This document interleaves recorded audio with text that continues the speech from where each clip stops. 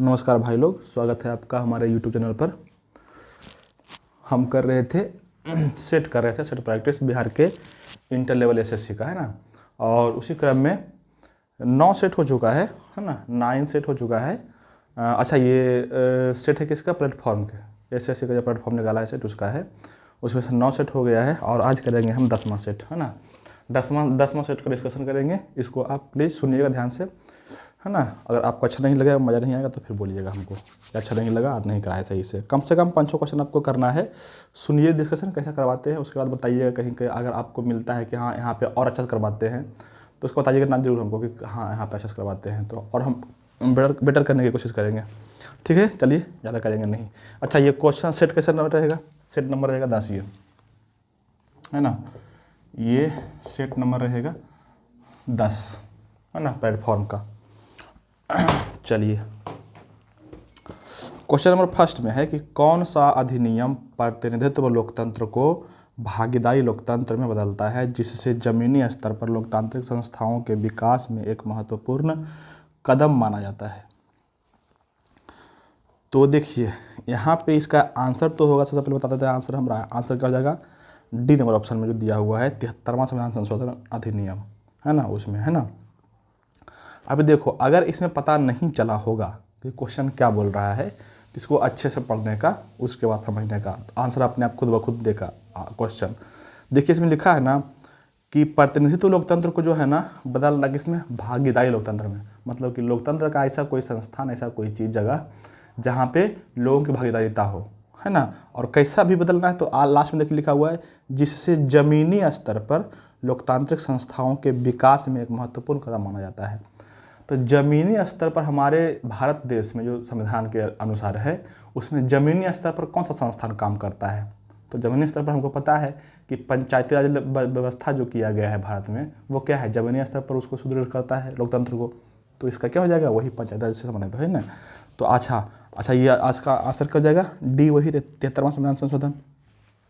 इसलिए कि 73वां संविधान संशोधन जो हुआ है 1992 में हुआ है ना। और याद रखना, 92 में हुआ है संशोधन, लेकिन लागू किया गया 1993 ईस्वी में। यहाँ सवाल भी बनता है कि 92 में तो लागू हुआ, बना है ना, संशोधन हुआ है, लेकिन लागू हुआ 93 में, रखिएगा, ठीक है इसको। और इसी समय अच्छा, इसी दिन से जो है लागू कब हुआ था? 24 अप्रैल को लागू हुआ था। तो इसीलिए 24 अप्रैल को मनाया जाता है क्या? तो पंचायती राज दिवस मनाया जाता है, पंचायती राज दिवस। ठीक है, यहाँ सवाल बनता है। तो इसका आंसर यही हो जाएगा, क्योंकि उसी समय शुरू किया गया था पंचायती राज व्यवस्था भारत में। ठीक है, यहाँ से एक सवाल और हम करेंगे। अच्छा, पहले ऑप्शन देख लेते हैं, ऑप्शन, है ना। 61वां संविधान संशोधन जो है आपका क्या है? 61वां संविधान संशोधन जो हुआ है 1989 में हुआ है। और इसमें कहा गया था कि मतदान की आयु जो होता है, मतदाता की आयु जो होती है 21 वर्ष घटा के कर दिया गया 18 वर्ष इसका, है ना। कुछ संशोधन आपको अच्छे से रखना है, ठीक है। इसके अलावा 52वां संविधान संशोधन जो हुआ है वो हुआ 1985 में, और उसमें दल बदल की व्याख्या किया गया है। मतलब कि कोई भी राजनीतिक दल नहीं बदल सकता है जीतने के बाद, ठीक है, यहाँ तक। अब थोड़ा सा बात करेंगे हम 73वां संविधान संशोधन के बारे में, उसके बाद करेंगे 42वां का। देखिए, 73वां संविधान संशोधन करते हैं किससे जुड़ा हुआ है? पंचायती राज से, है ना। 73वां संविधान संशोधन करके जोड़ा गया क्या? संविधान में अनुसूची 11 जोड़ा गया, और अनुसूची 11 में क्या है? वही पंचायती राज की व्यवस्था है ना। और इसके जस्ट बाद मतलब कि 1993 में ही 74वां संविधान संशोधन हुआ है, उसमें जोड़ा गया है क्या? नगर निगम की व्यवस्था किया गया है। शहरी क्षेत्र से संबंधित उसकी बातें कही गई है, नगर निगम, नगर पालिका के बारे में, ठीक है। तो दोनों अनुसूची याद रखना है, 11वां 12वां, और दोनों संशोधन याद रखना है, 73वां और 74वां। लागू हुआ है दोनों कब? 1993 ईस्वी में, ठीक है। अगर हम बात करते हैं पंचायती राज की, तो पंचायती राज से संबंधित कई सारे समितियां बनी हैं, उस सब का नाम बोलते हैं, सुनिएगा। देखिए, हम यहाँ से हम समिति पे आए उससे पहले कि थोड़ा सा बात कर लेते हैं। भारत जब आज़ाद हुआ 1947 ईस्वी में, तो इसमें बहुत सारा भूखमरी था, लोगों के पास अनाज खाने के लिए नहीं था। तो उस समय क्या किया गया? वहाँ पे कुछ सार्वजनिक वितरण प्रणाली शुरू किया गया था। सार्वजनिक वितरण प्रणाली शुरू किया गया था, और वो कब किया गया था? ये किया गया था 1997 में एक बार, और एक बार 1997 में, ठीक है, एक बार 1947 में। तो एक बार 47 में और एक बार 1997 में, 2 बार किया गया है। तो बताते हैं हमें 1947 में जब किया गया ना वितरण प्रणाली शुरू, है ना, मतलब उसमें राशन देना था लोगों को, गरीब लोगों को जिसके पास भोजन नहीं था। तो वहाँ पे दिक्कत ये हो गया कि जिसे दिल्ली से तो चला गया, चल दिया, लेकिन गांव तक लोगों तक पहुँचना मुश्किल था, नहीं पहुँच पा रहा था, मतलब कि बिचौलिए लोग ही खा जा रहा था। तो इसी के लिए एक और व्यवस्था शुरू किया गया और वहाँ से समिति का शुरू होता है। यहाँ शुरू होता है क्या, यहाँ से होता है समिति शुरू। और यहाँ से देखना 1957 ईस्वी में, 1957 जब हम लोग आज़ाद हो गए, थोड़ा सा सुदृढ़ीकरण की ओर बढ़ रहे थे, तो 57 ईस्वी में एक समिति का गठन किया गया जिसको बोलते हैं बलवंत राय मेहता समिति। इसका नाम रखना है अच्छे से। बलवंत राय मेहता समिति का गठन कब हुआ था? 1957 में, है ना। और 1959 ईस्वी में ये अपना रिपोर्ट दिया था। अपना रिपोर्ट दिया था कब? 1959 ईस्वी में। और इसी रिपोर्ट के आधार पर 2 अक्टूबर 1959 ईस्वी को भारत में पहली बार पंचायती राज व्यवस्था लागू किया गया था। कब? 2 अक्टूबर 1959 ईस्वी को। कहाँ पे? तो पढ़ते होंगे आप, नागौर जिला राजस्थान में। नागौर जिला है राजस्थान स्टेट में पड़ा, सबसे पहली बार लागू किया गया था। इस बात को हमेशा रखना है। और दूसरी बार यहीं पे लागू हुआ था 11 अक्टूबर को। 11 अक्टूबर 1959 को ही, मतलब कि 9 दिन के बाद, है ना। महबूब नगर में पड़ता है। महबूब नगर ब्लॉक है, सॉरी जिला है, पड़ता है कहाँ पे? आंध्र प्रदेश में। तो पहली बार राजस्थान में, दूसरी बार आंध्र प्रदेश में, ये तो लागू किया गया था। ठीक है। यहाँ सवाल ये बनता है कि बलवंत राय मेहता समिति जो है कैसा पंचायत का व्याख्या किया था, कैसा पंचायत के बारे में बताया था? तो ये बताया था त्रिस्तरीय के बारे में। कैसे बताया था? त्रिस्तरीय पंचायत के बारे में बात किए थे बलवंत राय। ये सवाल बना हुआ है कि त्रिस्तरीय पंचायत की घोषणा, मतलब की व्याख्या किसने किया था? यही बलवंत राय। त्रिस्तरीय में से कौन कौन होता है? तो त्रिस्तरीय में से 2 तरह के होते हैं। देखो, एक होता है ग्रामीण स्तर पर और एक होता है शहर स्तर पर। शहर में जहाँ पर नगर पालिका वगैरह होता है ना। तो जो ग्रामीण स्तर पर होता है उसमें होता है सबसे जो ऊपर होता है ना, कौन होता है? पंचायत, जिला पंचायत होता है ना। कौन बोल रहे हैं? जिला पंचायत, है ना। फिर बोलते हैं ब्लॉक पंचायत, फिर बोलते हैं ग्राम पंचायत। इस तरह से 3 गो है कहाँ पे? ग्रामीण क्षेत्र में। और शहरी क्षेत्र में क्या होता है? इसमें होता है क्या आपका? पहला नगर पालिका, फिर पंचायत निगम, पहला कौन हो गया यहाँ पे? हो जाएगा कौन? नगर पालिका हो जाएगा, है ना, नगर निगम हो जाएगा और नगर पंचायत हो जाएगा। इस तरह से 3 व्यवस्था किया गया था शहरी क्षेत्र में। तो ये तीनों याद रखना है आपको अच्छे से। ठीक है। इसके अलावा थोड़ा सा और आगे बढ़ाते हैं। तो 1957 हो गया ना। 1977 में एक और समिति बना था इससे संबंधित, पंचायत व्यवस्था से ही संबंधित। कौन? अशोक राय मेहता समिति। अशोक राय मेहता समिति जो है ना, द्विस्तरीय पंचायत के व्याख्या किए थे, बताए थे कि द्विस्तरीय लगाइए, है ना। तो ये याद रखना है दोनों। अशोक लिखे हैं, अशोक राय मेहता समिति। ठीक है, अशोक मेहता समिति है ना। 77 हो गया। फिर एक आते हैं 85 में, पीवीके समिति 85 में आया था, इससे संबंधित है। 86 में आया था LM सिंधवी समिति, 86 में से आया है। और 88 में एक है थुंगन समिति, इसी से संबंधित है। तो ये सारी बातें जितना भी समितियां हैं सब याद रखना है, पंचायत राज व्यवस्था से ही संबंधित है। ठीक है, याद रखना है आपको। एक बात और हम बोलेंगे, पंचायती राज पढ़ते होंगे एक आर्टिकल 40 में, पढ़ते होंगे, जो नीति निर्देशक का भाग है ना।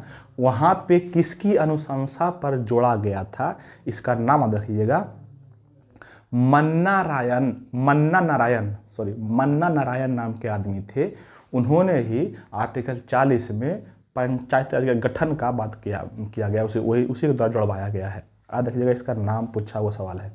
ठीक है, यहाँ से ये सारी बातें होगी। चलिए और आगे बढ़ते हैं। आप क्वेश्चन नंबर जो ऑप्शन दिया हुआ था फर्स्ट में, ऑप्शन 42वां संविधान संशोधन को बोला जाता है मिनी संविधान। क्यों? इसलिए ना कि इसमें 2 गो भाग, मतलब कि 4 के का और 14 के का जोड़ा गया, 9 गो नया आर्टिकल जोड़ा गया और इसके साथ साथ 52 आर्टिकल में संशोधन हुआ, है ना। मतलब कि बहुत सारा संविधान में संशोधन हो गया, इसलिए इसको बोला जाता है 42वां संविधान संशोधन को क्या? मिनी संविधान संशोधन, है ना। कब हुआ था? 1976 में हुआ था। थोड़ा सा हम चर्चा करेंगे क्या क्या इसमें होता है, बहुत महत्वपूर्ण घटना है और बार बार पूछा हुआ क्वेश्चन है।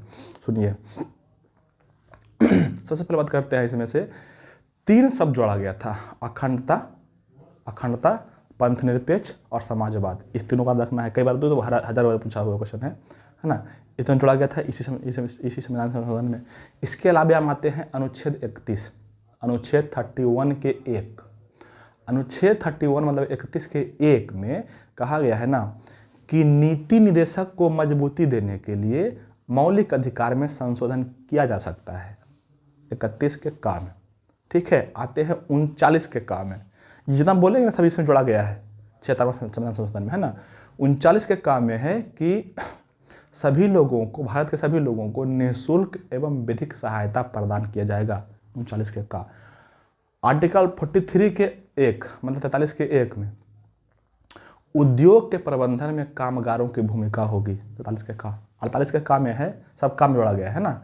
पर्यावरण, वन एवं वन्यजीव की सुरक्षा करना राज्य का दायित्व होगा। 48 के का हो गया। और जितना भी बता रहे हैं सब क्वेश्चन पूछा हुआ है कहीं ना कहीं, ठीक है। और एक और जो संशोधन हुआ वो कहाँ पे हुआ है? 51 में जोड़ा गया है। कौन? वही भाग 4 के 51 के का में जोड़ा गया है मौलिक कर्तव्य, जो 10 था, है ना। तो यहाँ से याद रखिएगा, मौलिक कर्तव्य 10 था, बाद में 11 हो गया है, अभी 11 है, ठीक है। ये हो गया 51 अनुच्छेद। एक आइए अनुच्छेद 74। अनुच्छेद 74 में पता होगा आपको कि 74 में, अनुच्छेद 74 में है कि राष्ट्रपति को संघ की कार्यपालिका शक्ति का संघ के कार्य करने के लिए एक मंत्री परिषद की आवश्यकता होती है, और उस मंत्री परिषद का प्रधान जो है प्रधानमंत्री होता है। मतलब क्या? प्रधानमंत्री का व्याख्या या चर्चा कहाँ मिलता है? अनुच्छेद 74 में, है ना। इसी में संशोधन किया गया था। संशोधन यह किया गया था ना कि राष्ट्रपति को मंत्री परिषद का बात मानना पड़ेगा, मतलब कि राष्ट्रपति प्रधानमंत्री या मंत्री परिषद का बात मानने के लिए बाध्य होगा। ये संशोधन किया गया था 74 में, है ना। हालांकि इसको 44वां संविधान संशोधन जो हुआ था 1978 में, इसको चेंज कर दिया गया, मतलब मानने के लिए बाध्य नहीं है ना। तो यहाँ से ये सारी बातें याद रखना है। ये 74वां आर्टिकल हो गया। और इसके अलावे आपको आर्टिकल मिले चलते हैं कहाँ पे? 368। आर्टिकल 368 में क्या है? संविधान संशोधन के बारे में दिया गया है। उसमें कहा गया है ना, इसी में संशोधन किया गया था कि संविधान संशोधन जब हो जाएगा ना, तो संविधान संशोधन की प्रक्रिया को न्यायालय में चुनौती नहीं दे सकती है। इसका मतलब क्या हुआ? इसका मतलब ये हो गया कि जब भी संविधान संशोधन हो जाएगा ना, तो उसको न्यायालय में मतलब उस पर उंगली नहीं उठा सकते हैं, कोर्ट में केस नहीं कर सकते हैं। इसका मतलब ये हो गया। ये सारा चीज़ जोड़ा गया है किसमें? इसी संविधान संशोधन में, 42वां संविधान संशोधन के अंतर्गत, ठीक है। और इसके अलावा कुछ बातें जो आपको याद रखना है ना। ये तो आर्टिकल से सबने बातें हो गई, कुछ बातें और है, सुनिएगा। जैसे हम बोलते हैं वन, संपदा, शिक्षा, जनसंख्या नियंत्रण, बाट जिसको बोलते हैं, माप तौल के होता है ना बाट, वो ये सारी चीज़ जितना बात बोले हैं सबका रखना है ना। इस सब को जोड़ा गया, किस में लाया गया? समवर्ती सूची में लाया गया था। समवर्ती सूची में दरोगा में पूछा हुआ क्वेश्चन, याद रखिएगा ये सब। समवर्ती सूची में लाया गया था किस संशोधन में? इसी में 42वां में, 42 में। कब? 76, है ना। इसके अलावे आपको यहाँ से रखना है कि लोकसभा, है ना, और विधानसभा, इन दोनों का कार्यकाल कितना होता है? पता होता है आपको? 5 वर्ष का होता है। लेकिन नहीं, लोकसभा और विधानसभा का कार्यकाल उस समय जो बढ़ा दिया गया था, कर दिया गया था 6 वर्ष। लेकिन याद रखिएगा, फिर 44वां संविधान संशोधन जो हुआ उसमें फिर से घटा कर दिया गया था, 5 वर्ष ही कर दिया गया था। तो ये दोनों बातें आपको अच्छे से याद रखनी है, ठीक है। तो इतनी सारी बातें कही गई थी। एक बात और बोल देते हैं यहाँ से कि यहीं पे जो है कहा गया है ना, इसमें एक बात बोलते हैं कि संघ मतलब केंद्र जो है राज्य के किसी भी क्षेत्र में अपना केंद्रीय सुरक्षा बल तैनात कर सकता है इसी आर्टिकल के तहत, है ना। क्योंकि उस समय आपातकाल का दौर था, है ना। तो ये संशोधन में किया गया था, है ना। ये सारी बातें आपका रखना है। और इसी समय आपातकाल के घोषणा को बढ़ा के 6 महीना से बढ़ा के कर दिया गया था मैक्सिमम 1 साल, कि मैक्सिमम 1 साल तक आपातकाल किसी भी जगह पे रह सकता है, राष्ट्रपति लगा सकते हैं। तो ये सारी बातें आर्टिकल संविधान संशोधन किसमें? 42वां में, 76 में जोड़ा गया था, ठीक है। सब बात कहीं ना कहीं पूछा हुआ है, सबको आपको याद रखना है अच्छे से, ठीक है। और अब आते हैं क्वेश्चन नंबर दूसरा। क्वेश्चन नंबर दूसरा में है कि सर्व शिक्षा अभियान का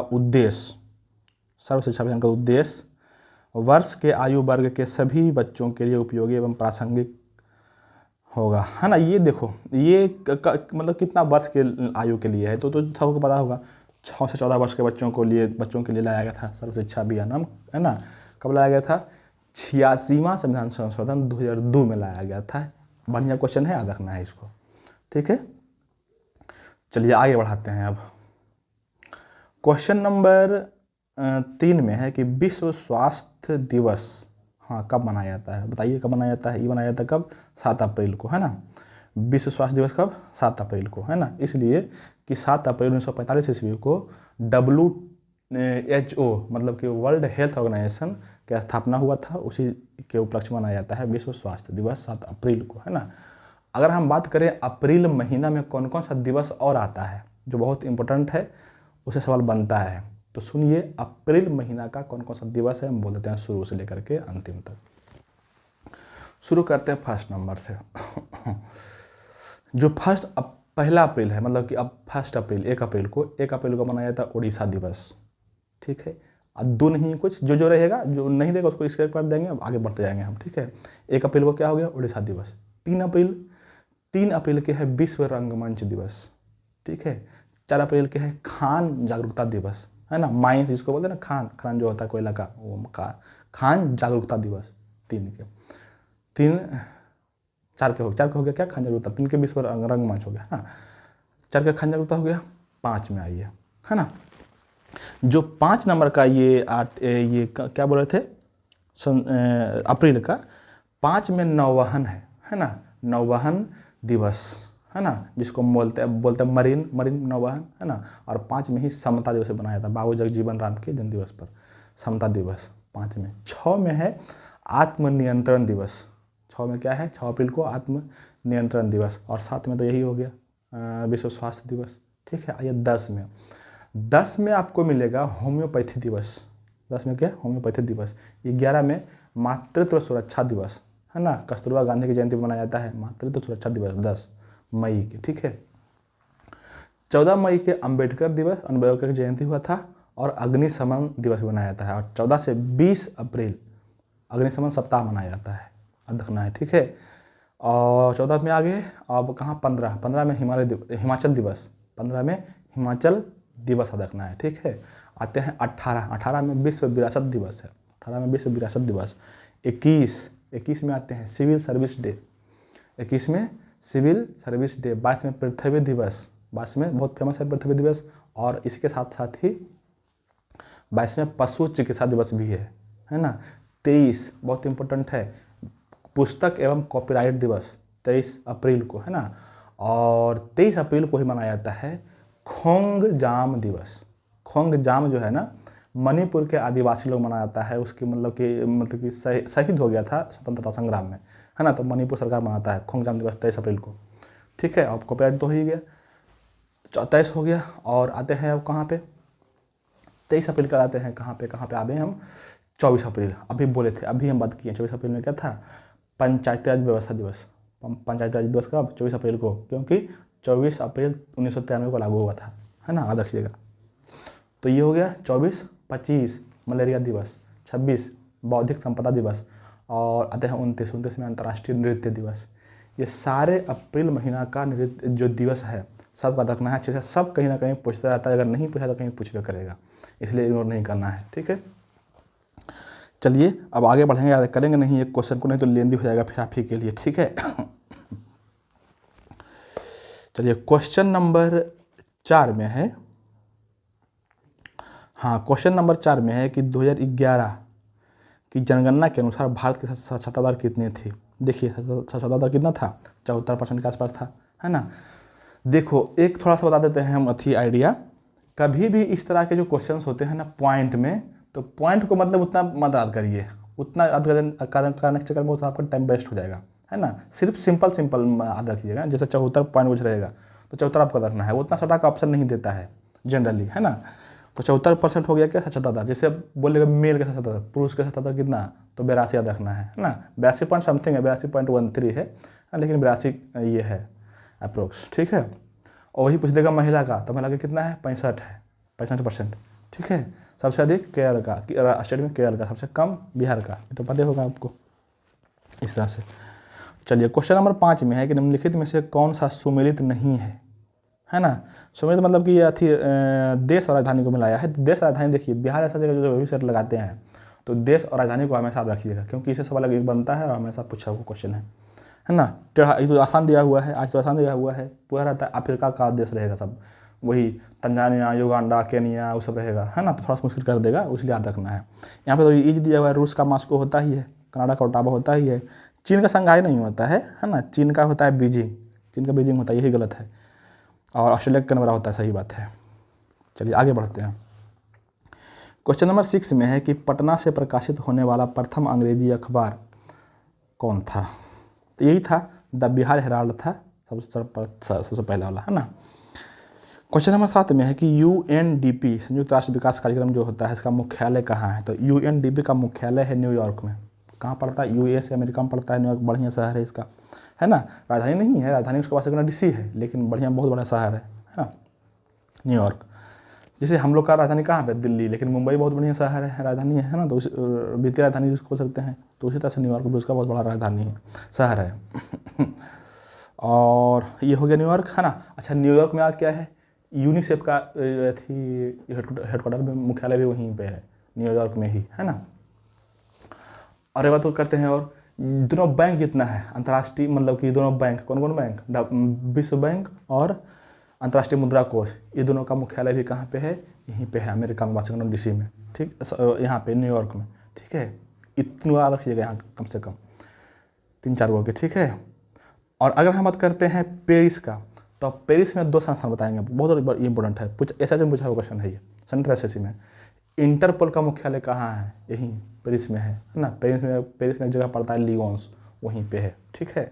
और इसके अलावा यूरोपियन स्पेस एजेंसी का मुख्यालय भी पेरिस में ही है, पेरिस में, ठीक है। अच्छा, नेक्स्ट ऑप्शन जो आपका है वियना। वियना में है परमाणु प्रसार प्रतिबंध हथियार, परमाणु प्रसार प्रतिबंध, है ना। ये है कहाँ पे? आपको मिलेगा कहाँ पे? इसमें वियना में, है ना। और एक है UN औद्योगिक विकास संगठन, UN औद्योगिक विकास संगठन, ये भी कहाँ पे है? वियना में ही है, इसका हेडक्वार्टर, है ना। तो ये सारे आपको याद रखना है ना। अच्छा, एक और है परमाणु ऊर्जा अभिकरण आयोग, परमाणु ऊर्जा अभिकरण आयोग कहाँ पे? यहीं पे वियना में, ठीक है। और जेनेवा का तो बहुत सारा हेडक्वार्टर है, बहुत जल्दी बोल देते हैं, है ना। कौन है? ILO हो गया, मतलब कौन? इंटरनेशनल लेवल ऑर्गेनाइजेशन, श्रम संगठन, है ना। ITU हो गया, दूसरा जगह संगठन। WHO हो गया, WTO हो गया, WMO हो गया, मौसम विभाग वाला, है ना, विश्व मौसम संगठन, कहाँ पे? यहीं पे। और कौन हो गया? WIPO, बीपो हो गया, अंकटाड हो गया, रेड क्रॉस हो गया, संयुक्त उच्च शरणार्थी हो गया, सबका हेडक्वार्टर यहीं पे है ना। EEC हो गया, EEC हो गया मतलब कि यूरोपियन एनर्जी और सी से क्या होता है? कमीशन कुछ होगा, है ना, यूरोपीय ऊर्जा आयोग जिसको बोलते हैं, इसका यहीं पे है, ठीक है। और यूरोपीय कॉमन मार्केट हो गया, यूरोपीय संघ हो गया, ये सब का मुख्यालय कहाँ पे? जेनेवा में। चलिए बढ़ते हैं आगे, बहुत सारा हो गया इसमें। क्वेश्चन नंबर 8 में है कि सिंधु घाटी सभ्यता के लोग पूजा करते थे, किसकी पूजा करते थे? तो पूजा जो करते थे वो करते थे किसका? ये पूजा करते हैं पशुपति के, है ना। देखिए यहाँ से बहुत इंपॉर्टेंट क्वेश्चन बताएंगे।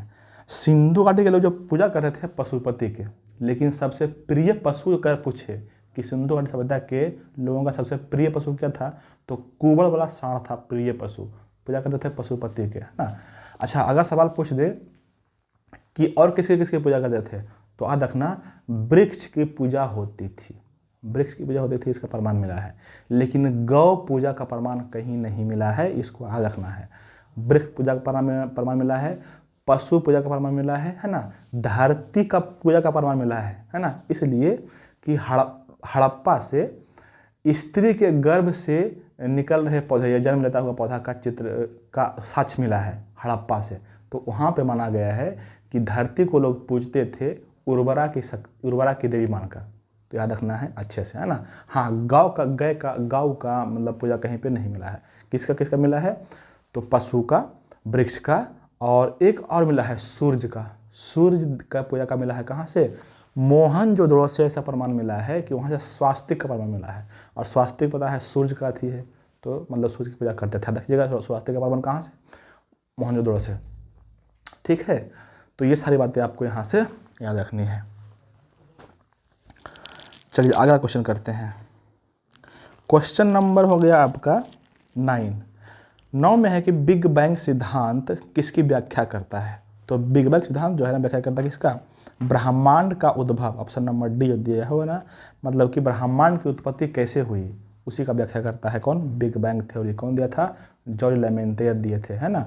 कुछ सिद्धांत है जो हम बोल देते हैं, आपको बहुत इंपॉर्टेंट है, आज रखना है अच्छे से। कुछ कुछ सिद्धांत, जैसे देखिए, पहला है भू केंद्रीय सिद्धांत, कौन दिया है, टॉलमी।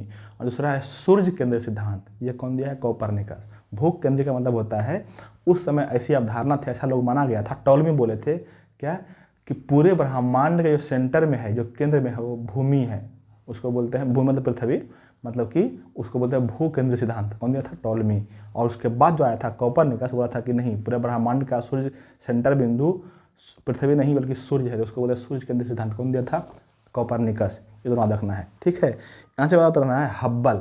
हब्बल जो है प्रतिसरण का नियम दिया था। ये क्या था प्रतिसरण का नियम, मतलब कि आकाश गंगा हमेशा एक दूसरे से दूर हो रहे हैं, इसको बोलते हैं प्रतिसरण का नियम। कौन दिया था, हब्बल, है ना। एक तो यही हो गया बिग बैंग थ्योरी, कौन दिया था, जॉर्ज लेमेंटियर, है ना। एक बता रखना है दोलन सिद्धांत कौन दिया है, एलन संडेजा दिया है ना। दोलन सिद्धांत कौन दिया है, एलन संडेजा दिया है, ठीक है। तो ये सारी बातें आपको यहाँ से याद रखनी है अच्छे से, सारे सिद्धांत को। और बाकी कपलर दिया है को अग्राह के नियम, है ना, कैसे घूमता है, इलेप्टिकल वे में घूमता है, ये बताया था। चलिए, और क्वेश्चन नंबर आते हैं, आगे बढ़ते हैं। क्वेश्चन नंबर 10 में है कि भारत की खोज पुस्तक किसने लिखी। भारत की खोज जो पुस्तक है वो कौन लिखा है, तो वो लिखा है, हाँ, भारत की खोज वही डिस्कवरी ऑफ इंडिया बोलते हैं उसको। ये लिखे हैं कौन, जवाहरलाल नेहरू लिखे हैं, Jawaharlal Nehru discovery of India लिखे हैं, ठीक है। और रविन्द्रनाथ टैगोर जो हो गया वो कौन लिखे हैं, रविन्द्रनाथ टैगोर का सबसे फेमस बुक है कौन, गीतांजलि। इनके लिए इसको नोबेल पुरस्कार भी मिला था 1913 ईस्वी में, ठीक है। इसके अलावा गीतांजलि के अलावा गोरा भी लिखे हैं, गोरा भी इन्हीं के बुक का नाम है ना। एक और लिखे हैं चित्रांगदा भी इसी के बुक का नाम है। पोस्ट ऑफिस भी इसी के बुक का नाम है, टैगोर के बुक का नाम है ना। ये सारे बुक इन्हीं का है। रामधारी सिंह दिनकर की बात करते हैं, रामधारी सिंह दिनकर जी का बात करते हैं, तो रामधारी सिंह दिनकर जी जो है दो बहुत फेमस बुक लिखे हैं, दोनों का नाम याद रखिएगा, एक उर्वशी और एक कुरुक्षेत्र, दोनों, है ना। उर्वशी के लिए इनको साहित्य का पुरस्कार मिल चुका है, ठीक है। और महात्मा गांधी का बुक 2-3 गो है जो आपको याद रखना है अच्छे से, हम बोल देते हैं। सबसे जो बहुत फेमस है वो तो कौन है,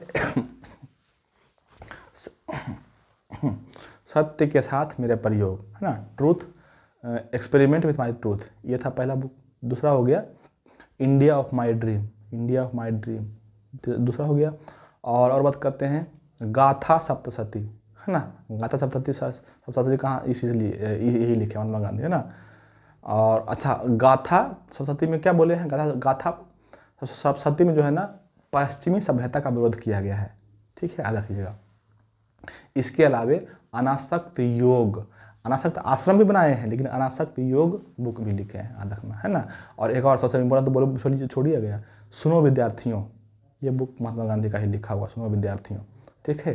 तो ये सारी बातें। अच्छा, एक और यंग इंडिया 1909 ईस्वी में लिखे हैं, पब्लिकेशन हुआ है, ये सारी बात आपको याद रखना है। एक और गीता माता, है ना, ये भी लिखा, गीता माता बुक लिखे हैं, ये महात्मा गांधी जी का है। ये सारे बुक आपको याद रखना अच्छे से। चलिए, क्वेश्चन नंबर 11 में है कि निम्नलिखित में से किसको सम्राट अशोक ने बौद्ध धर्म के प्रचार के लिए श्रीलंका भेजा था। तो ये तो बहुत फेमस क्वेश्चन है, पुराना भी क्वेश्चन है। महेंद्र एवं संघमित्रा को भेजा था, है ना, महेंद्र और संघमित्रा को भेजा था कहाँ पे, हाँ, श्रीलंका भेजा था बौद्ध धर्म के प्रचार प्रसार करने के लिए, क्योंकि बौद्ध धर्म को मानता था ये, है ना। अगर हम बात करते हैं ना किसकी, अशोक के, सम्राट अशोक के, तो ये कौन था, ये था मौर्य वंश का तीसरा और सबसे प्रतापी राजा, है ना। मौर्य वंश के संस्थापक कौन, चंद्रगुप्त मौर्य, है ना। कब, 322 ईस्वी पूर्व में, है ना, 322 ईस्वी पूर्व में स्थापना किया था, 298 में मर गया। उसके बाद आया बिंदुसार, है ना, 298 से राज्य किया ये बिंदुसार। और बिंदुसार के बड़ा था कौन, बिंदुसार के बड़ा था कौन था, यही अशोक। ये कब बैठा था गद्दी पर, 273 में माना जाता है ना। लेकिन इसका वास्तविक जो शासनकाल था वो था 269 से शुरू, इसलिए ना कि उधर 4 साल, 73 से 69 आते आते 4 साल अपने भाई, ऐसा माना जाता है कि 100 भाई को मारा है तो गद्दी मिला है इसको, तो लड़ाई झगड़ा में व्यतीत हो गया। तो वास्तविक गद्दी पर क्या बैठा था, 269 ईस्वी में, है ना। और 69 ईस्वी में गद्दी बैठा पर पूरा शासन किया। और 8वें वर्ष, मतलब कि गद्दी पर बैठने के 8वें वर्ष बाद, मतलब कि 61 ईस्वी पूर्व में कलिंग पर अटैक किया था, कलिंग पर, है ना। और कलिंग पर आक्रमण किया, उसी समय बहुत सारा हत्या कर हो गया था, है ना। और उसी समय से उसका हृदय परिवर्तन हो गया था, ठीक है। हृदय परिवर्तन की व्याख्या कहाँ पे है, इसका जो शिलालेख है 13वें नंबर का शिलालेख उसमें किया गया है, ठीक है। 13वें नंबर शिला में यही लिखा गया है, कलिंग पर आक्रमण और हृदय परिवर्तन 13वें। अच्छा, हर एक शिलालेख में क्या क्या है उसका चर्चा कर देते हैं कि हर एक शिला में किसका वर्णन है। देखिए, जो पहला शिलालेख है ना, सबके बारे में बोलते हैं। जो पहला शिलालेख है उसमें है पशु बलि की निंदा। याद रखने का तरीका सिखाते हैं आपको। पहला से पशु बलि की निंदा, दूसरा शिलालेख दोनों, दूसरा में दोनों मतलब कौन, पशु और मानव दोनों के लिए चिकित्सा की व्यवस्था है दूसरा शिलालेख में। दूसरा हो गया तीसरा में है अधिकारियों का दौरा। अधिकारी जो है अपने क्षेत्र में घूम के दौरा करेंगे, किसी को कोई तकलीफ तो नहीं है। तीसरा शिलालेख में ये है अधिकारियों का दौरा। चौथा में है भेरी घोष की जगह धम घोष, चौथा। पांचवा में है महामात्र की नियुक्ति। छठा में है आत्मनियंत्रण। छठा में क्या हो जाएगा, आत्मनियंत्रण, ठीक है, या संयम बोल सकते हैं उसको। सातवां और आठवां में तीर्थ यात्रा के बारे में बताया गया है। तीर्थ यात्रा के बारे में सातवां और आठवां में, तो 7 और 8 में क्या हो जाएगा, तीर्थ यात्री। 9 में है अनुशासन, है ना, अनुशासन के बारे में बताया गया है, ठीक है। अनुशासन 9 हो गया। और 10 में आते हैं तो हो जाता है बस, है ना। 10 जो है ना इसका 10वां जो अभिलेख है, 10 में होता है ना प्रजाहित में सोचना, हाँ 10 हो गया प्रजाहित में सोचना। और 11 में है धर्म की स्थापना, 11 में धर्म की स्थापना। और 12 में है आपका क्या, 12 में हो जाएगा आपका क्या, कहाँ गया, हाँ सबसे बढ़िया से बात तो ये छूट गया था।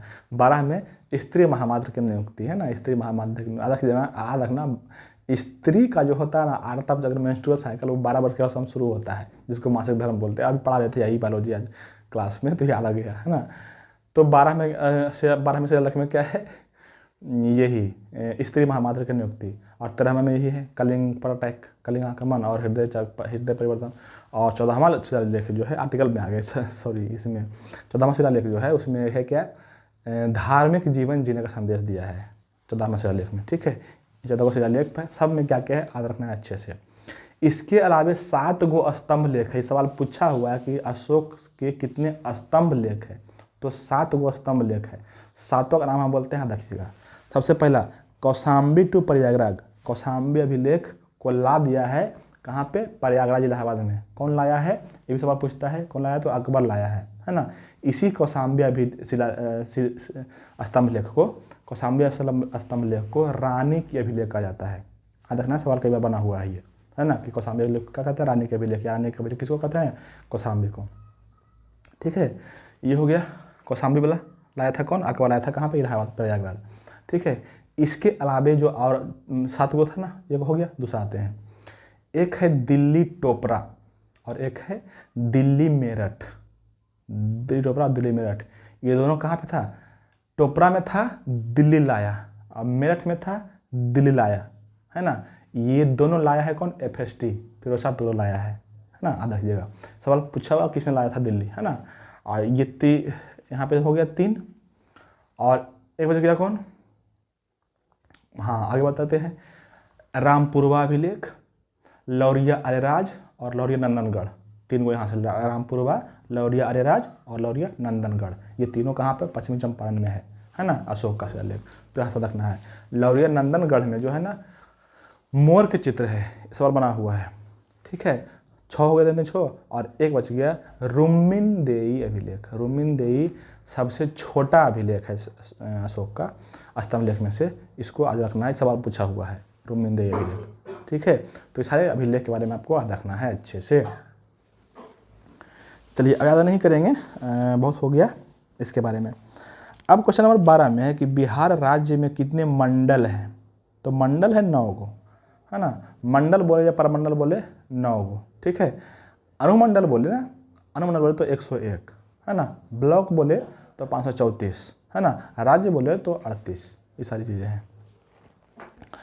अगला क्वेश्चन 13 नंबर में है कि निम्न में से कौन सा संविधान का अनुच्छेद पंचायत को अवधि को पंचायत की अवधि को ऊपर हासिल करता है, मतलब कि पंचायत की अवधि किस में है। अभी देखिए पहले पूछा था कि सिर्फ पंचायत का वर्णन किस में है, तो सीधे सीधे कर देते हैं 243 243, लेकिन अब 243 का उसमें अंदर जा रहा है क्वेश्चन, थोड़ा सा टफ कर रहा है ना। तो अच्छा, इसका जो आंसर हो जाएगा वो जाएगा ऑप्शन नंबर सी, मतलब कि 243 के ई। अब 243 के कौन कौन से आर्टिकल में क्या क्या है सब के बारे में कम से कम 8-10 के बारे में हम बोल देंगे, आपको अच्छे से रखना है और वहाँ सवाल बनते रहेगा, सुनिएगा। सबसे पहले आपको यही रखना है कि 243 आर्टिकल में क्या है, ये पंचायत का वर्णन है ना।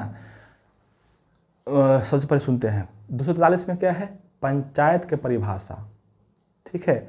और 243 के क में 243 के क में क्या है, ग्राम सभा, ग्राम सभा का वर्णन है ना, ग्राम सभा का वर्णन, ठीक है। 243 के का बोले या ABCD बोले, का खा गा बोले या ABCD बोले, है ना, ABCD करके बोलते हैं। मतलब 243 के ए में क्या हो गया, ग्राम सभा का वर्णन। 243 के बी में आते हैं, है ना, ए हो गया था ना, और बी में आते हैं तो बी में यही मिलता है आपको, क्या बी में हम हाँ बी में पंचायत का गठन, है ना, क्या हो जाएगा, पंचायत का गठन बी में। सी में संरचना, मतलब पंचायत की संरचना। डी में आरक्षण। ई में यही कार्य अवधि जो बोल रहे थे अभी, जो ऑप्शन क्वेश्चन दिया हुआ है। ई में आरक्षण, सॉरी ई में क्या हो गया, डी में आरक्षण। सी में संरचना, डी में आरक्षण, ई में कार्यकाल, ई हो गया एफ, ई हो गया ना, हाँ ई हो गया। और अब आ गया कहाँ पे, F, ABCD E F। F में क्या है, तो एफ में अहर्ता है कि पंचायत का सदस्य बनने के लिए क्या क्या उसको अहर्ता होना चाहिए, ठीक है। एफ में अहर्ता। एफ जी में क्या है, जी में पंचायत का शक्ति है, शक्तियों का वर्णन, जी। एच में टैक्स है ना, एच में पंचायत का टैक्स है। ABCD E F G, H हो गया आई में पंचायत के वित्त व्यवस्था के बारे में चर्चा किया गया, वित्त व्यवस्था के बारे में आई में, है ना। और जे में है लिखित के बारे में चर्चा, पंचायत में जो भी कार्य होगा सारे क्या होंगे, लिखित होंगे, है ना। जे में, आई के बाद जे में लिखित, और के में पंचायत का निर्वाचन है। यहाँ कम से कम 8-10 क्वेश्चन यहाँ से रखना है अच्छे से। और बाकी पंचायत के राज्य के बारे में बोलेंगे तो कब लागू हुआ था, तो ये हुआ था कम 24 अप्रैल 1993 को लागू हुआ था। कहाँ पे, तो भाग अनुसूची 11 में है, अनुसूची 11 में है, 93 में लागू हुआ था, 24 अप्रैल को लागू हुआ था, है ना। इससे संबंधित जो कमेटियाँ गठित की गई थी कौन कौन है, बलवंत राय मेहता समिति, 57 में, 77 में अशोक मेहता समिति, 85 में PBK समिति, 86 में LM सिंघवी समिति, 88 में थुंगन समिति। ये सारी समितियाँ किससे संबंधित है, पंचायत राज से ही संबंधित है। आर्टिकल 40 में क्या है, पंचायत राज का गठन किया गया है ना, किसके कहने पर, तो अन्ना नारायण के कहने पर, है ना। सॉरी कभी कभी हो जाता है थोड़ा सा हमको फंबल। क्वेश्चन नंबर 14 में आते हैं कि उपराष्ट्रपति का मुख्य कार्य क्या है। तो उपराष्ट्रपति का मुख्य कार्य क्या है, जो पहला ऑप्शन है वही सही है, मतलब कि राज्यसभा की बैठकों में सभापतित्व करना, यही इसका मुख्य कार्य है ना। इसका मुख्य कार्य यही है। क्या मतलब हुआ इसका मतलब देखिए बताते हैं थोड़ा सा, है ना। और उपराष्ट्रपति से संबंधित कुछ आर्टिकल है वो आपको याद रखना है। आर्टिकल याद रखिएगा ना तो सारा क्वेश्चन बन जाएगा अपने आप, है ना। इसके बाद उपराष्ट्रपति से सवाल छूटेगा नहीं। अच्छा, तब तक मिटा रहे हैं, तब तक दो बात बोल देते हैं कि उपराष्ट्रपति 2 कार्यकाल के लिए 2 आदमी रहे हैं, एक सर्वपल्ली राधाकृष्णन और एक जाकिर हुसैन, ठीक है। ये 2 हो गया। अब आते हैं आर्टिकल में, कुछ आर्टिकल कर लेते हैं, जैसे आर्टिकल 63, 64, 65, 100 नहीं 100 नहीं, सीधे आर्टिकल 63, 64, 65, 66, 67, 68, 69, कम से कम आर्टिकल करेंगे, सुनिएगा। आर्टिकल 73 में है कि भारत में उपराष्ट्रपति होंगे, सॉरी राष्ट्रपति नहीं, उपराष्ट्रपति होंगे। कब, आर्टिकल 73 में। अगर पूछ दे कि आर्टिकल उपराष्ट्रपति का वर्णन जो है भारतीय संविधान में कहाँ से लिया गया है, तो याद रखना अमेरिका से लिया गया है। उपराष्ट्रपति का पद कहाँ से लिया गया है, अमेरिका संविधान से, ठीक है। कहाँ पे, अनुच्छेद 63 में। 64 में यही है कि राज्यसभा का पदेन सभापति होंगे उपराष्ट्रपति, 64 में, ठीक है। और 65 में है कि जब राष्ट्रपति नहीं रहेगा, मतलब कि एब्सेंस रहेगा, तो उसके एब्सेंट में राष्ट्रपति का कार्य संभालना, अनुच्छेद 65 में, ठीक है। 64 में फिर से सुन लीजिए, 64 में राज्यसभा का पदेन सभापति होंगे, 65 में, ठीक है। और अनुच्छेद क्या बोल रहे हैं, अनुच्छेद 64 में राज्यसभा का प्रधान सभापति, अनुच्छेद 65 में जब राष्ट्रपति नहीं रहेंगे तो उसका काम राष्ट्रपति का काम करना है ना। रखिएगा, यहाँ से ध्यान रखना है कि उपराष्ट्रपति जब राष्ट्रपति का काम करता है ना तो उसको राज्यसभा का प्रधान सभापति नहीं रहता है, उसका वेतन उतना नहीं मिलेगा। अब देखना है क्वेश्चन, ठीक है, यहाँ से, ठीक है। चलिए, और जो 66 में है वहाँ पे निर्वाचन है, उपराष्ट्रपति का निर्वाचन। इसमें 20 गो प्रस्तावक होता है, 20 गो अनुमोदक होता है। जैसे राष्ट्रपति में क्या होता है, 50 प्रस्तावक 50 अनुमोदक। इसमें कितना होता है, 20 प्रस्तावक 20 अनुमोदक, है ना। 15,000 के लाता जमानत राशि कितना होता है, 15,000, 4 लाख इसका वेतन है। और इसके अलावा इसका मतदान कैसा होता है, तो गुप्त होता है ना, एकल संक्रमणीय होता है ना, और अप्रत्यक्ष होता है। इसके अलावा बात करते हैं इसका निर्वाचन कैसे होता है, कौन करता है, तो लोकसभा और राज्यसभा दोनों के सदस्य रहता है, दोनों पूरा सदस्य रहता है, ठीक है। याद रखना इसके निर्वाचन संबंधी बातें, ठीक है। यहाँ पे हो गया।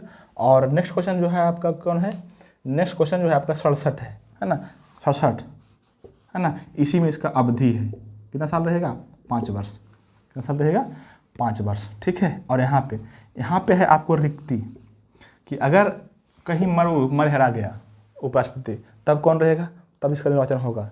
68 में कहा गया है। 69 में इसका शपथ है ना, 69 में क्या है, इसका शपथ है। तो ये सारी बातें आपको यहाँ से याद रखना है उपराष्ट्रपति के बारे में। और आप आगे बढ़ जाता है। अच्छा, इसी में क्वेश्चन नंबर ऑप्शन में दिया प्रधानमंत्री के सलाह ने, प्रधानमंत्री के सलाह, अच्छा प्रधानमंत्री की नियुक्ति कहाँ पे है, प्रधानमंत्री की नियुक्ति पूछेगा तो 75 में, आर्टिकल 75 में। प्रधानमंत्री की व्यवस्था वर्णन कहाँ पे है, 74 में, ठीक है। राष्ट्रपति का सहयोग नहीं देता है ना, राष्ट्रपति वर्णन कहाँ पे, आर्टिकल 52 में, ठीक है। और मुख्य न्यायाधीश का नियुक्ति नहीं करता है। चलिए, क्वेश्चन नंबर 15 में है कि कौन every vote counts the story of India election. अच्छा, ये बहुत फेमस बुक है ना, इसको लिखा नवीन चावला। ये करंट अफेयर है, करंट ज़्यादा करंट भी नहीं है, पुराना बुक है ये, है ना। 4-5 साल पहले, 4-5 साल नहीं, 2-3 साल हम पहले पढ़े हैं इसको, नवीन चावला, है ना। और क्वेश्चन नंबर हो गया आपका 16 में राष्ट्रीय विकास परिषद का मुख्य संबंध किससे होता है। तो राष्ट्रीय विकास परिषद जो है ना वो योजना के अनुमोदन से होता है, ऑप्शन नंबर 1, है ना। देखिए, केंद्र सरकार जब भी कोई योजना बनाता है तो उसका मूल उद्देश्य रहता है कि इसमें जहाँ पे भी योजना हम लागू करेंगे तो उसमें किसको कितना प्रभावित करेगा। तो प्रभावित जो करेगा वो जनता को करेगा, और जनता जो है केंद्र को देखना जाएगा नहीं, देखना पड़ेगा किसको, राज्य को। इसलिए राज्य सरकार की सहमति से ही कोई योजना बनाया जाता है, ठीक है। इसीलिए अच्छा, राष्ट्रीय विकास परिषद इसलिए बनाया गया है कि कोई भी योजना बनेगा ना तो उसमें राज्य के मुख्यमंत्री जो है शामिल होगा। इसलिए राष्ट्रीय विकास परिषद के सदस्य में से ये भी होता है, कौन, मुख्यमंत्री भी, है ना। अच्छा, इसका प्रधान कौन होता है, तो प्रधानमंत्री ही होता है ना। और बाकी इसके सदस्य कौन रहेंगे, योजना आयोग के जितने भी सदस्य रहते थे वो रहेंगे, है ना। मतलब वही सब, गृह सचिव हो गया, कैबिनेट मिनिस्टर हो गया कुछ, है ना, ये सारे। चलिए, इसका हो जाएगा यही। अच्छा, गठन का हुआ राष्ट्रीय विकास परिषद का 1952 ईस्वी में, ठीक है, याद रखना है। क्वेश्चन नंबर 17 में है कि भारत के किस पूर्व टेनिस खिलाड़ी को अंतर्राष्ट्रीय टेनिस हॉल ऑफ फेम द्वारा गोल्डन अचीवमेंट अवार्ड से सम्मानित किया गया है। ये किया गया है, आपको करंट अफेयर है, ये तो हो जाएगा आंसर कौन, Vijay Amritraj, option number D right answer, ठीक है। और क्वेश्चन नंबर 18 में है कि बिहार में मुख्यतः मिथिला और दरभंगा क्षेत्र में लगनी राग किस समय गाए जाते हैं। तो ये गाया जाता है आपको कौन, लगन कब होता है, लगन में गाया जाता है, ब्याह शादी में लगन होता है, उसी समय गाया जाता है, ब्याह में, है ना। यहाँ से एक सवाल बढ़िया, बहुत बढ़िया मिला हमको कि राग भैरवी जो गाया जाता है प्रातः काल में, मतलब रात के चौथा प्रहरी में, उस किस देवता को समर्पित है। अब देखिएगा, शिव भगवान को समर्पित है राग प्रहरी, राग भैरवी, सॉरी क्या बोले, राग भैरवी शिव को समर्पित है, ठीक है। क्वेश्चन नंबर 19 में है कि निम्नलिखित में से कौन एक सुमेलित नहीं है। तो अच्छा, महावीर के बारे में दिया हुआ है ना, महावीर के बारे में। तो महावीर, देखिए ऑप्शन देखते हैं। एक, महावीर का जन्म, सही बात है, कुंडग्राम में हुआ, वैशाली में, ये तो सही बात है। कब हुआ है, 540 ईस्वी पूर्व में हुआ है। 72 वर्ष जिए हैं। कब मरा है, आपने कॉलेज घटा के, ठीक है। क्वेश्चन नंबर दूसरा ऑप्शन में है कि महावीर की मृत्यु, सही बात है, पावापुरी में हुआ है ना। और महावीर के ज्ञान की प्राप्ति गया में नहीं हुआ है ना। महावीर ज्ञान की प्राप्ति कहाँ पे हुआ है, जिरिम्भिक गांव के रिजुपालिका नदी के किनारे हुआ है, ठीक है, ये गलत है। और ऑप्शन नंबर डी में जो दिया हुआ है कि महावीर का सर्वाधिक प्रभाव वैशाली में रहा है, सही बात है ना। अगर हम बात करते हैं महावीर से कुछ कुछ और, है ना, तो महावीर को बोला जाता है कैवलीन। कैवलीन का मतलब होता है सर्वोच्च ज्ञान प्राप्त आदमी, कैवलीन, है ना। इनको जिन भी बोला जाता है, जिनको मतलब होता है विजेता, जिन मतलब क्या होता है विजेता। एक और बोला जाता है अरहत, अरहत का मतलब होता है पूज्य, अरहत मतलब पूज्य। और एक बोला जाता है क्या निर्ग्रंथ, निर्ग्रंथ का मतलब होता है बंधन रहित। इतना जितना भी मतलब बोले हैं, मतलब से मतलब रखना, मतलब पूछा वो क्वेश्चन है, पूछिएगा ये इसका मतलब क्या होता है, ठीक है। इसके अलावा अगर हम बात करते हैं किसका, इसी महावीर के बारे में, तो महावीर के जैन धर्म के बारे में, तो जैन धर्म जो है ना, जैन धर्म का 2 संगीति हुआ है। एक वो पहलौका हुआ है पाटलिपुत्र में, और दूसरा हुआ है आपको कहाँ पे, बल्लभी गुजरात में। पहलौका के जो अध्यक्ष थे वो थे स्थूलभद्र, और दूसरा के अध्यक्ष कौन थे, क्षमा श्रवण। यहाँ सवाल बनता है कि पहलौके अधिवेशन क्या बोलते हैं, संगीति में, पहला ही संगीति में जो है ना जैन धर्म 2 भाग में बट गया था। एक को बोले हैं श्वेतांबर और एक को बोलते हैं दिगंबर। तो जो श्वेतांबर थे वो श्वेत कपड़ा पहनते हैं, है ना, और उसका लीडर जो बना, उसका जो अगुआ बना, वो बना कौन, यही स्थूलभद्र जो अध्यक्ष थे। और एक बना दिगंबर जो नंगे मिलता है, नंगे रहता है ना। तो दिगंबर के जो अगुआ थे, मतलब उसके जो अथी संत बने थे, है ना, था भद्रबाहु। सब क्वेश्चन अच्छा है, यहाँ से रखना है भद्रबाहु, ठीक है। और दूसरा जो सम्मेलन हुआ है कहाँ पे हुआ है, बल्लभी गुजरात में, उसका अध्यक्ष कौन, क्षमा श्रवण, है ना। ये कब हुआ है, तो ये हुआ है 512 ईस्वी में दूसरा। और पहले कब हुआ है, पहले का हुआ 298 ईस्वी पूर्व में, ईस्वी पूर्व में है वो, ये ईस्वी में है ना। तो दोनों आपको याद रखना है अच्छे से। अच्छा कुछ और बात करें, एक बताते हैं ट्रिक, मज़ा आएगा आपको। और कई बार क्वेश्चन यहाँ से बना हुआ है कि जैन धर्म के जो तीर्थंकर है, जैन धर्म के जो महावीर है कौन है, 24वां तीर्थंकर है ना। तो उसके पहले का जो तीर्थंकर रहा है